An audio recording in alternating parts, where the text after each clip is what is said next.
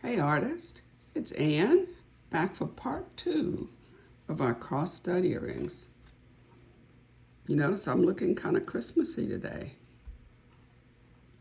Okay, so these are out of the dehydrator. And they are pretty flat, but they still have a little bit of a warp. Not worried about it. When they come out of the kiln, I'll just put them on a steel block and flatten it. Okay, so have a little sanding block. It doesn't need much.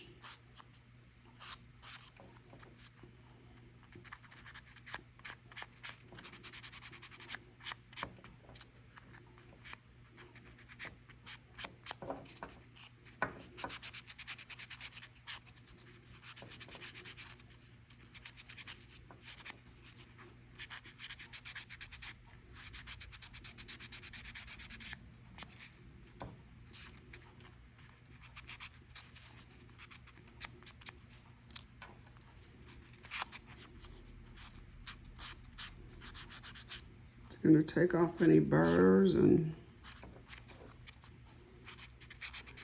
extra stuff. A few little brush marks there. The other thing I like to do when I'm done with my sandpaper is I get these in bulk. I also have some alcohol wipes somewhere that I got for COVID, and I use those too. And the alcohol evaporates a lot more quickly than water does.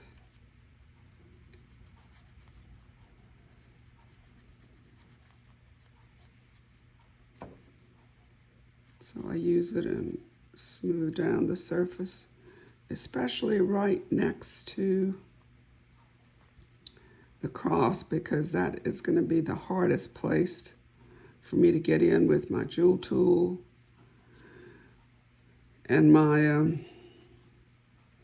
even my radial wheels.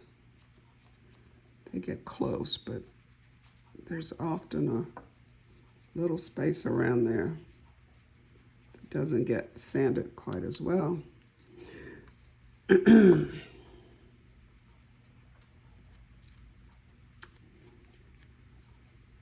And again, this is Project X925 clay.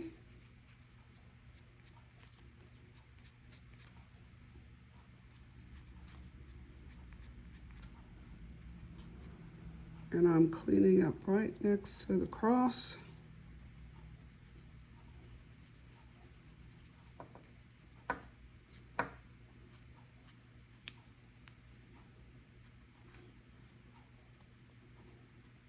And any burrs and edges.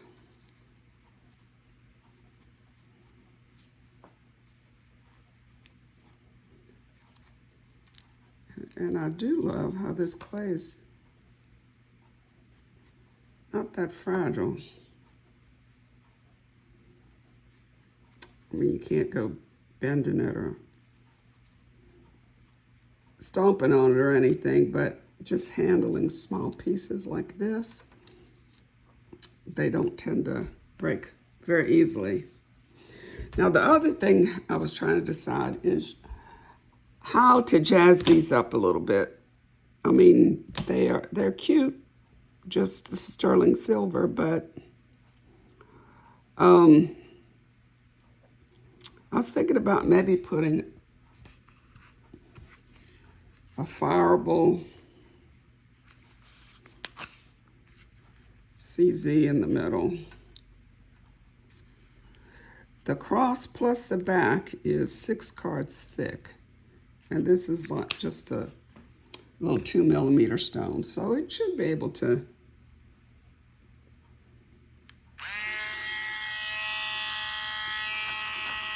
okay, so paramount.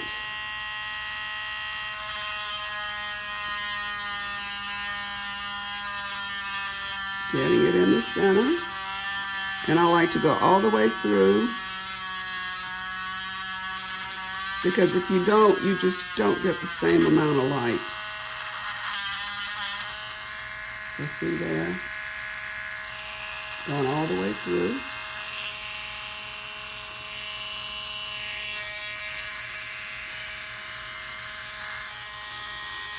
We're going to do that one here too. Dead center.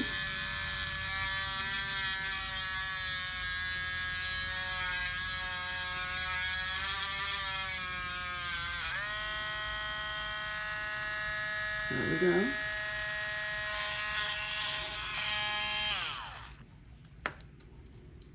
Okay. And then I have a 2mm setting burr, which is the same size as my stone. I don't want to go bigger because if I do, I'm going to lose the stone. So I'm just going to gently go back and forth.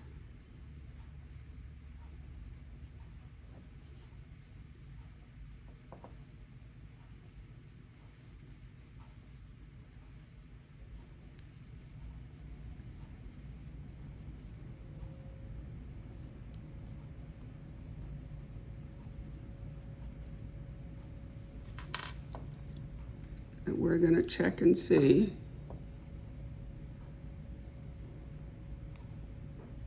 Now remember, when you're setting a fireable stone in metal clay, you want to make sure that the girdle, the widest part, and the table, the girdle is below the level of the stone and the table is even or slightly low.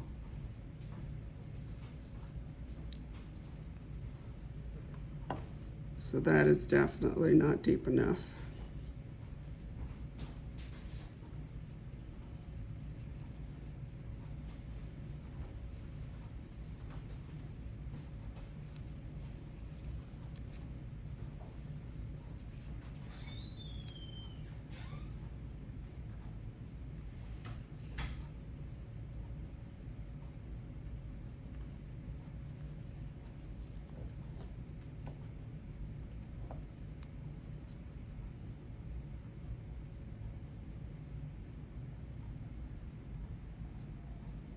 I could use my little handheld drill there, but sometimes what happens is it makes the hole too big.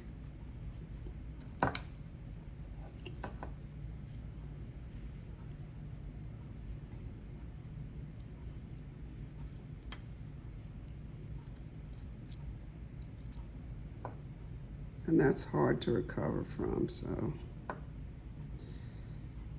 this takes a little bit longer, but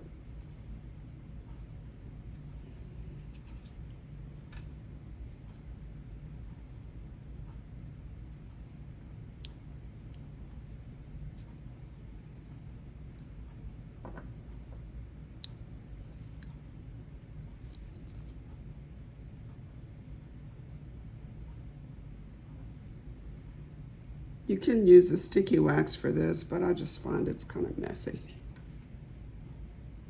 So again, I'm looking at the table of the stone, and it's almost there, not quite.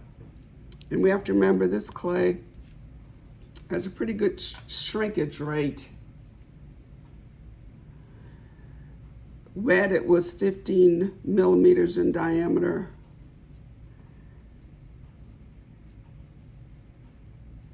And right now it's 13, and I think after I fire it, it's going to be 12. So it shrinks about 25% from wet to fired.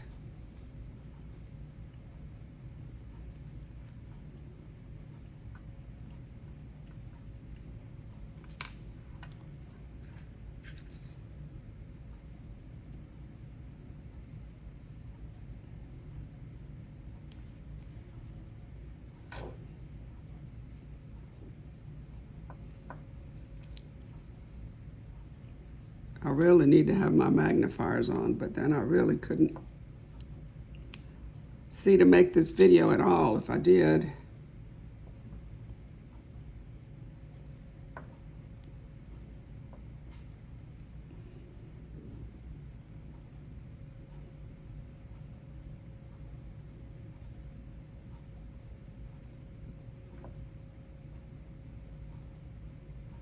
And just to let you see, that's going to be cute. Nice little bling in the middle of the cross. So I'm going to do the other one just like this. Refine it a little bit more. Put my azure and use my setting burr to put my setting in the middle here, and then I will dry it again for a short period of time, and it should be ready to fire. Remember, I'm going to put the ear post on. I'm going to solder them on afterwards. So.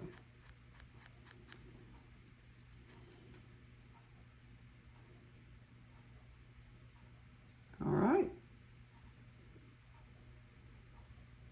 So we'll be back after they're fired.